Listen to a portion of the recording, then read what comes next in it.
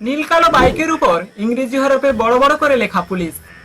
সেই বাইক নিয়ে শহরময় ঘুরে বেড়াতেন 55 শম্ভুনাথ পণ্ডিত স্ট্রিটের বাসিন্দা সঞ্জয় রায়।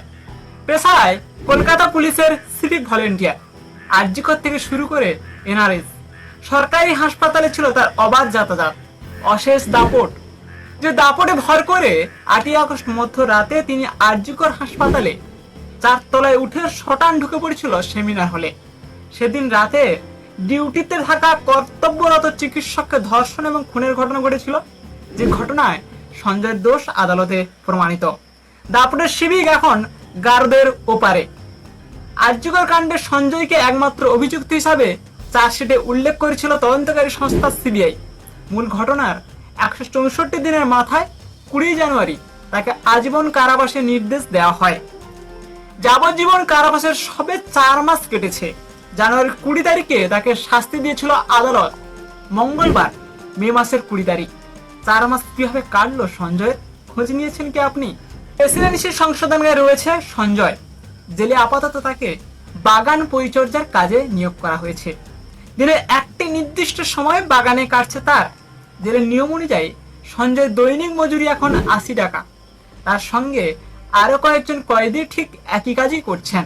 পরে সঞ্জয়ের কর্মদক্ষতা বিবেচনা করে তাকে অন্য কাজ দেওয়া হতে পারে কিনা সেটাও ভেবে দেখবে জেল কর্তৃপক্ষ। আপাতত সঞ্জয়ের ঠিকানা প্রেসিডেন্সি সংশোধনাগারের 6 নম্বর সেল। বাগানের পাশাপাশি নিজের সেলটি পরিচ্ছন্ন রাখাও তার কাজের মধ্যে পড়ে।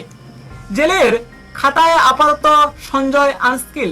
কাজের দক্ষতা অভিজ্ঞতার ভিত্তিতে কয়েদিদের আরো 2টি পর্যায় রয়েছে, 1 সেমি স্কিল্ড, 2 স্কিল্ড।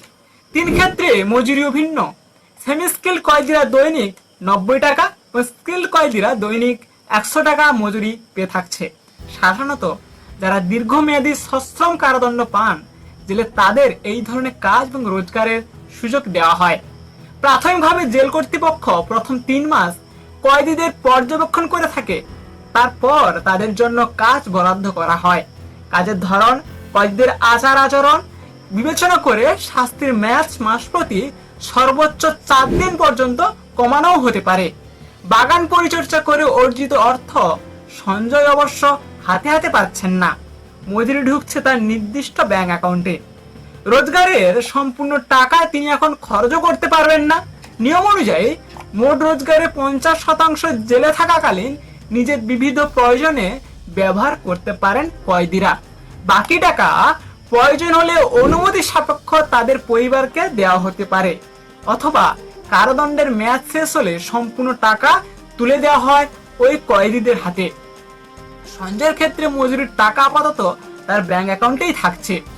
জেল সূত্রে জানা যাচ্ছে, যাবজ্জীবন কারাদণ্ড পেয়ে সঞ্জয় যখন প্রথম প্রেসিডেন্সি সংশোধনাগারে এসেছিলেন তখন প্রায় মনমরা হয়ে থাকতেন। কারোর সঙ্গে তেমন করে কথাও বলতেন না, খুব বেশি কাজও করতেন না। জেলের বাইরে যে জীবন তিনি যাপন করতেন, একটি রাতের ঘটনাতেই বদলে গিয়েছিল। কারণ ঘটনার পরের দিন থেকে সঞ্জয় পুলিশ হেফাজতে।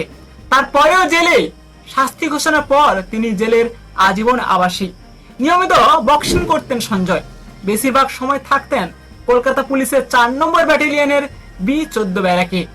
যে বাইক নিয়ে সঞ্জয় ঘুরে বেড়াতেন সেটি কলকাতা পুলিশের ওয়েলফেয়ার সেলের বাইক। পদমর্যাদা অনুযায়ী ওই বাইক তার পাওয়ার কথা নয়। খাতা কলমে ব্যারাকে থাকার অধিকারও ছিল না তার, কিন্তু সঞ্জয় ছিল প্রভাবশালী। যা চাই প্রভাব খাটিয়ে তা আদায় করে নিতে পারতেন তিনি। কারা প্রশাসনের সঙ্গে জড়িত অনেকে মনে করেন জেলের দৈনন্দিন জীবনযাপনের শুরুর দিকে সেই প্রভাব মিস করছিলেন সঞ্জয়, তাই মন মারা দেখাতো তাকে। তবে সময়ের সঙ্গে সঙ্গে পরিস্থিতি পাল্টেছে। জেলে কিছুটা স্বাভাবিক এবং ধাতস্থ হয়েছেন তিনি। আরজিকরের ধর্ষক ও খুনি নিজের মতো কাজও করছেন, টুকটাক কথাও বলছেন। সকাল সন্ধ্যা যাচ্ছেন বাগানে। শিয়ালদা আদালতের রায়ের পর সঞ্জয়ের আইনজীবী জানিয়েছিলেন উচ্চতর আদালতে আবেদন জানাবেন তারা। এখনো সঞ্জয়ের দিক থেকে হাইকোর্টে তেমন কোনো আবেদনে জমা পড়েনি খবরের যেটুকু পাচ্ছি। একদা প্রভাবশালী সিভিক আপাতত দৈনিক মজুরিতে খাটন দিচ্ছে, নিজেকে মানিয়ে নিচ্ছে জেলের পরিবেশের সঙ্গে।